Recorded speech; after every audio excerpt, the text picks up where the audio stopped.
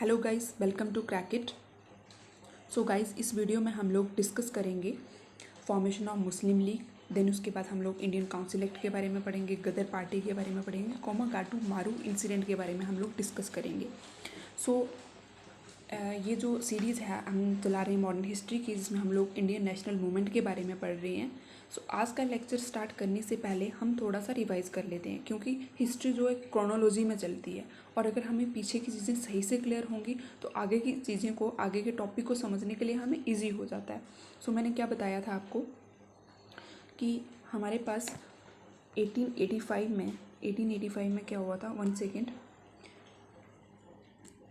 1885 में Indian national Congress की formation हुई थी। इंडियन नेशनल कांग्रेस की फॉर्मेशन हुई थी, इसको किसने किया था? ए ह्यूम ने किया था। ओके, फिर उसके बाद हमने देखा था कि इसका फर्स्ट सेशन जो था वो कहाँ पे हुआ था? बॉम्बे में हुआ था। और उसके जो फर्स्ट प्रेसिडेंट थे वो कौन से? WC बनर्जी रहे थे, जिसमें इसको 72 डेलीगेट्स ने अटेंड किया था। ये सारी चीज़ें हमने इसके बारे में डिस्कस किया था। अब इंडियन नेशनल कांग्रेस जब बनी थी उसके बाद क्या हुआ था? ये 2 फेज़ में डिवाइड हो गई थी।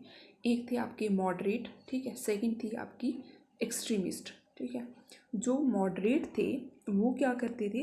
वो थोड़े पोलाइट नेचर के थे। वो क्या करते थे? वो ब्रिटिशर से कोई भी बात अगर उनको मनवानी होती थी तो सिंपली उनसे डिस्कस करना चाहते थे, उनको लेटर्स लिखते थे इस तरीके से। लेकिन जो एक्सट्रीमिस्ट थे ये एग्रेसिव नेचर के थे, ये प्रोटेस्ट पे आ जाते थे, मारकूट, इन सब चीज़ों में ये बिलीव करते थे और हर तरीके से अपनी बात को मनवाना जानते थे या चाहते थे, ठीक है। ये थी इंडियन नेशनल कांग्रेस की 2 फेजेस। अब उसके बाद हमने देखा था, उसके बाद हमने किया था partition of Bengal. Partition of Bengal कब हुआ था? पार्टीशन ऑफ बंगाल हमें देखने को मिला था 1905 में। कब हुआ था पार्टीशन ऑफ बंगाल? 1905 में। डेट भी पूछते हैं, 16 अक्टूबर 1905 को। मैंने आपको बताया था कि जब लॉर्ड कर्जन आया उसने देखा कि लोगों के बीच में जो नेशनलिज्म है वो काफ़ी तेज़ी से राइज कर रहा है, तो उसको स्लो डाउन करने के लिए उसने क्या कर दिया? बंगाल को 2 प्रोविंस में डिवाइड कर दिया, जिसके लिए बहुत सारी एंटी पार्टीशन मूवमेंट चलाई गई, लेकिन ब्रिटिशर्स ने किसी की नहीं सुनी और फाइनली उन्होंने बंगाल को 2 पार्ट में डिवाइड कर दिया था। अब उसी एंटी पार्टीशन मूवमेंट को कंटिन्यू करते हुए हमारे जो इंडियंस थे उन्होंने क्या किया? एक मूवमेंट चलाई जिसका नाम था स्वदेशी मूवमेंट। इंपॉर्टेंट है, ठीक है, स्वदेशी मूवमेंट। और इसको क्या बोला जाता है? स्वदेशी एंड बायकॉट मूवमेंट बोला जाता है इसको, स्वदेशी एंड बायकॉट मूवमेंट। तो ये कब शुरू हुई? 1906 में स्वदेशी मूवमेंट को स्टार्ट किया गया 1906 में। अब जो 1906 में फर्स्ट सेशन हुआ था इंडियन नेशनल कांग्रेस का, वो कहाँ पे हुआ था? कलकत्ता में हुआ था। और उसको प्रिजाइड किया था दादाभाई नारोजी ने। और उन्होंने ही बोला था फर्स्ट टाइम, जो सेल्फ गवर्नेंस का कॉन्सेप्ट है वो दादाभाई नारोजी ने दिया हुआ है। उन्होंने बोला था कि सेल्फ गवर्नेंस होनी चाहिए। स्वराज की बात जो थी वो दादाभाई नारोजी ने कलकत्ता सेशन में 1906 में की थी। ओके, ये हमने देखा था। उसके बाद क्या देखा हमने? सूरज स्प्लिट हुआ। सूरज स्प्लिट कब हुआ था? 1907 में। सूरज स्प्लिट हमें कब देखने को मिला? 1907 में, जिसमें जो इंडियन नेशनल कांग्रेस थी वो 2 पार्ट में डिवाइड हो गई थी। एक्सट्रीमिस्ट लीडर्स थे एक साइड, और दूसरी साइड जो थे वो मॉडरेट थे।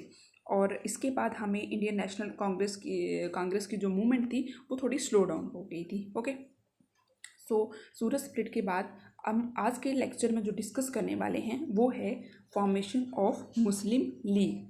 सो जो मुस्लिम लीग है उसकी फॉर्मेशन कब हुई? 1906 में हुई।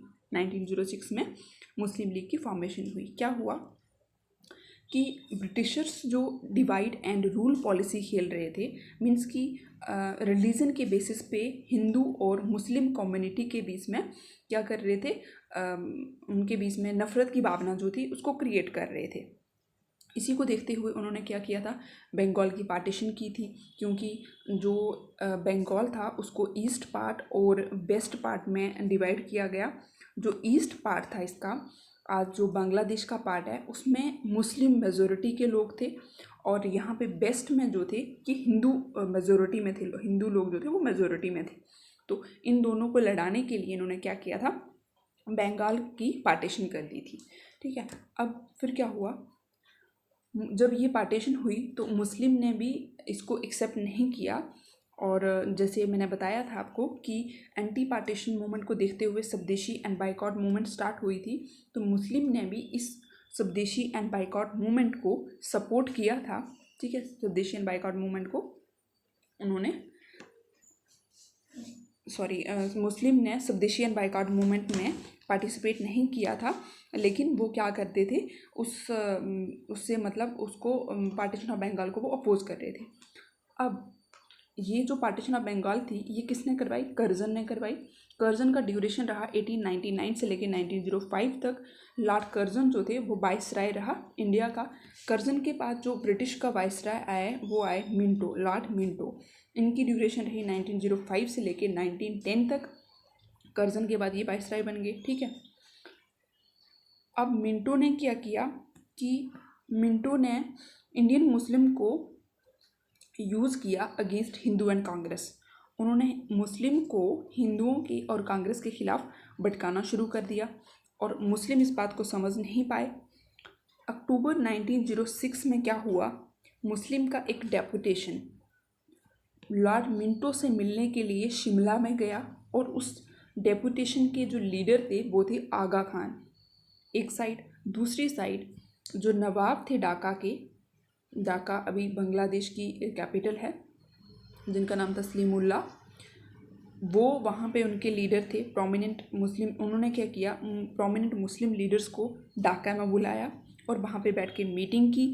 और मीटिंग अभी उस टाइम जो ढाका था वो ईस्टर्न बंगाल की कैपिटल थी, तो वहाँ पे बैठ के उन्होंने मीटिंग की और फाइनली 30 दिसंबर को 1906 को ऑल इंडिया मुस्लिम लीग की उन्होंने फॉर्मेशन कर दी।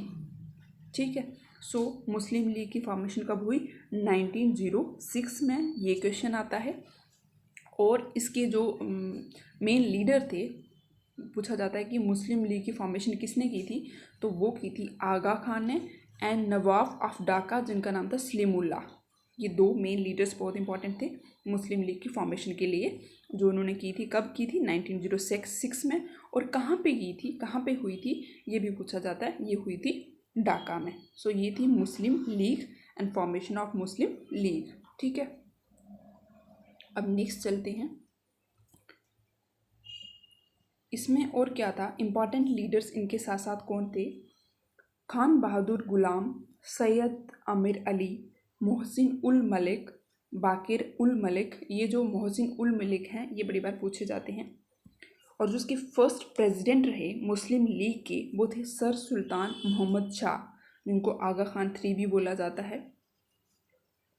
और इनका कहना था कि मुस्लिम लीग का ऑब्जेक्टिव क्या है मेन, कि मुस्लिम के राइट को प्रोटेक्ट करना। कि हमने मुस्लिम लीग की फॉर्मेशन इसलिए की है ताकि हम मुस्लिम जो पीपल हैं उनके राइट को प्रोटेक्ट कर सकें। ठीक है, अब ये जो लीग थी ये क्या करती थी, ब्रिटिशर्स के प्रति लॉयल्टी दिखाती थी और मुस्लिम लीडर्स जो थे उनको कांग्रेस से दूर रखना चाहती थी एक्चुअल में। ठीक है, ये थी मुस्लिम लीग की फॉर्मेशन और उसका मोटिव बनाने का। ठीक है, नेक्स्ट चलते हैं। अब आता है हमारे पास इंडियन काउंसिल एक्ट 1909 और Morley Minto reforms. Indian council act 1909 को मॉर्ले मिंटो रिफॉर्म्स भी बोला जाता है। यहाँ पे जो मिंटो थे वो लॉर्ड थे और मॉर्ले जो थे वो सेक्रेटरी ऑफ स्टेट थे। ठीक है, इस एक्ट में मेनली बात की गई थी कि मुस्लिम के लिए सेपरेट इलेक्टोरेट दिया जाए। ओके, क्या हुआ देखते हैं। जो मॉर्ले थे वो सेक्रेटरी ऑफ स्टेट थे फॉर इंडिया के लिए, इंडिया में मतलब लंदन से थे। जो मिंटो थे वो वाइसराय थे उस टाइम ब्रिटिश इंडिया के। मैंने बताया आपको कि लॉर्ड कर्जन का जो ड्यूरेशन था वो 1905 में ख़त्म हो गया। उसके बाद कौन आ गए? लॉर्ड मिंटो आ गए। और अक्टूबर 1906 में जब जो मुस्लिम का एक इलाइट ग्रुप सामने निकल कर आया तो उन्होंने एक शिमला डेपुटेशन की जिसमें उसको आगा खान ने लीड किया और वहाँ पे उन्होंने डिमांड की separate electorate for Muslim. Means कि जब मुस्लिम लीग की फॉर्मेशन हुई उसके बाद उन्होंने बोला कि हमें सेपरेट इलेक्टोरेट भी चाहिए मुस्लिम के लिए। तो ये जो ब्रिटिशर्स थे ये बहुत चालाक थे, हिंदू मुस्लिम को लड़ाते थे, कम्युनिटी के बेसिस पे उनसे खेलते थे। ठीक है, तो कम्युनल रिप्रेजेंटेशन की बात फर्स्ट टाइम इंट्रोड्यूस कर दी गई मुस्लिम के इंटरेस्ट को देखते हुए कि मुस्लिम को सेपरेट इलेक्टोरेट दिया जाएगा, ठीक है, कि मुस्लिम को सेपरेट इलेक्टोरेट दिया जाएगा। और बोला गया इस काउंसिल एक्ट में ये भी बोला गया कि एक इंडियन जो होगा, एक इंडियन मेंबर एटलीस्ट वो एग्जीक्यूटिव काउंसिल का मेंबर बनेगा। और सत्येंद्र सिन्हा जो थे, सत्येंद्र सिन्हा वो फर्स्ट इंडियन थे जो एग्जीक्यूटिव काउंसिल के मेंबर बनाए गए। तो क्वेश्चन आता है कि फर्स्ट इंडियन कौन थे जो एग्जीक्यूटिव काउंसिल के मेंबर बने, तो वो थे आपके पास सत्येंद्र सिन्हा। ओके, नेक्स्ट आता है हमारे पास दिल्ली दरबार। दिल्ली दरबार कब लगाया गया? 1911 में लगाया गया। अब क्या हुआ, लॉर्ड कर्जन का ड्यूरेशन ख़त्म हुआ 1905 में। उसके बाद आया आपके पास लॉर्ड मिंटो, उनका ड्यूरेशन ख़त्म हो गया 1910 में। 1910 में ख़त्म होने के बाद नेक्स्ट जो ब्रिटिश वायसराय इंडिया में आए वो थे हार्डिंग। हार्डिंग ने क्या किया, दिल्ली में ऑर्गेनाइज करवाया 1911 में दिल्ली दरबार। और ओनली किंग जो इंडिया में विजिट किए थे वो थे किंग जॉर्ज V। ये जो दरबार ऑर्गेनाइज करवाया गया था इसी में इंग्लैंड के किंग थे जॉर्ज V, उनको इनवाइट किया गया था, वो आए थे, उन्होंने विजिट किया था। एंड उनके साथ ही क्वीन मैरी ऑन 12 दिसंबर 1911 को। और उस टाइम वाइसराय कौन थे, जैसे मैंने आपको बताया लॉर्ड, ये हेस्टिंग नहीं है, ये हार्डिंग है, HARDING, लॉर्ड हेडिंग, ठीक है। लॉर्ड हेडिंग जो थे वो एक अच्छा पर्सन नहीं था, थोड़ा क्रूल पर्सन था, क्योंकि उसी टाइम बंगाल में फेमाइन चल रहा था और यहाँ पे ये दिल्ली दरबार लगा रहे थे। तो इंडिया की हालत इतनी ज़्यादा ख़राब थी कि लोगों के पास खाने के लिए पैसे नहीं थे और यहाँ पे ये बड़े बड़े फंक्शंस ऑर्गेनाइज करवाते, बड़े बड़े दरबार लगाए जा रहे थे। तो इनको एक अच्छा वाइसराय कंसीडर नहीं किया जाता है। और इनका टेन्योर रहा 1910 से लेकर 1911। ये भी बोला जाता है कि एक बार इनको बम से मतलब अटैक करने की कोशिश की गई इन पे, लेकिन ये बच गए थे।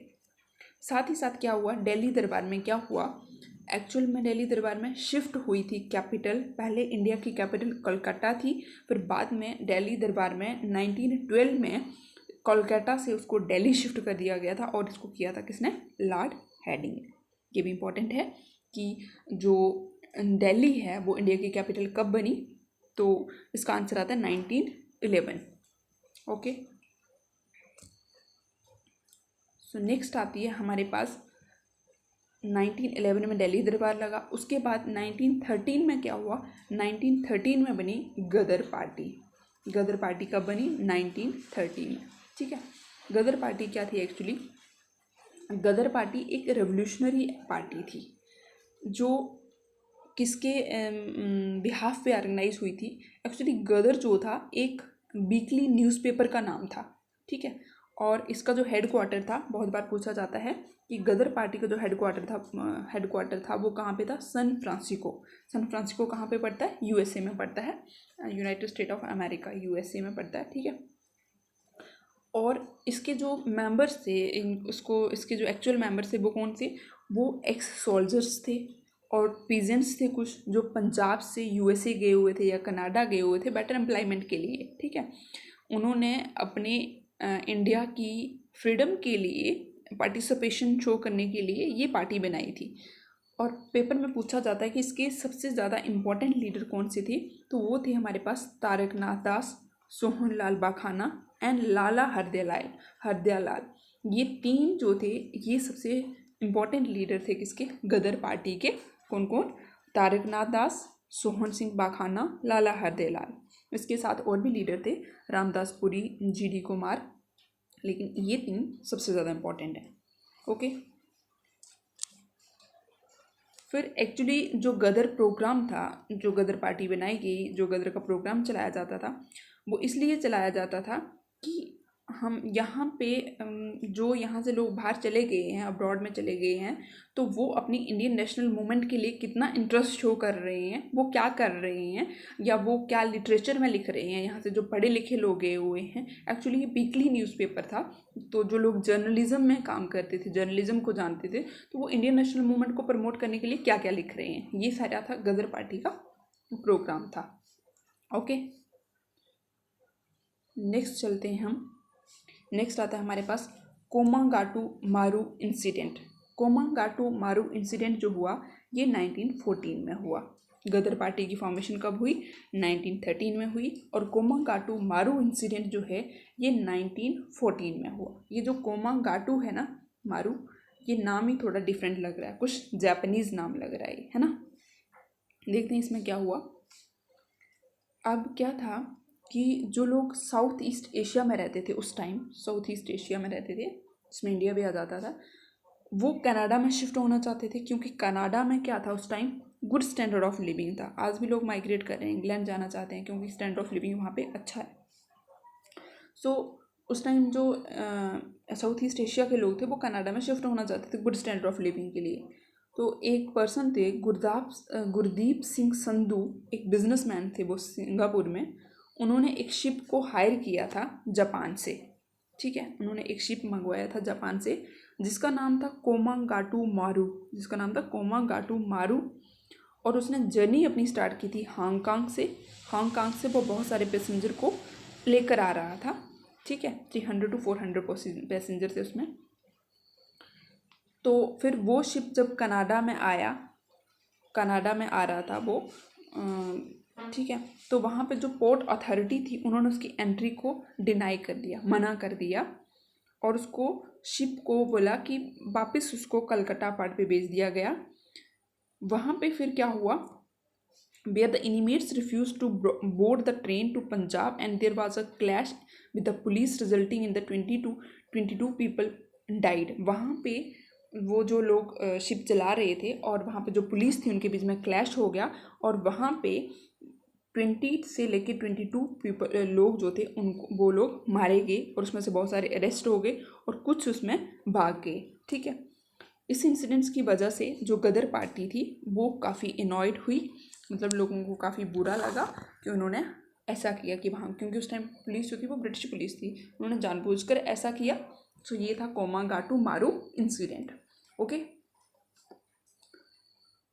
फिर क्या हुआ, बाय 1916 में कोई भी प्रोमिनेंट लीडर जो गदर मूवमेंट का था वो नहीं बचा था, इसीलिए ये जो गदर मूवमेंट थी ये 1916 में फ्रीजल आउट हो गई, बंद हो गई, ख़त्म हो गई। अब इस इंसिडेंट के बाद 1914 के बाद हम लोग बात करेंगे फर्स्ट वर्ल्ड वार के बारे में। फर्स्ट वर्ल्ड वार कब हुई?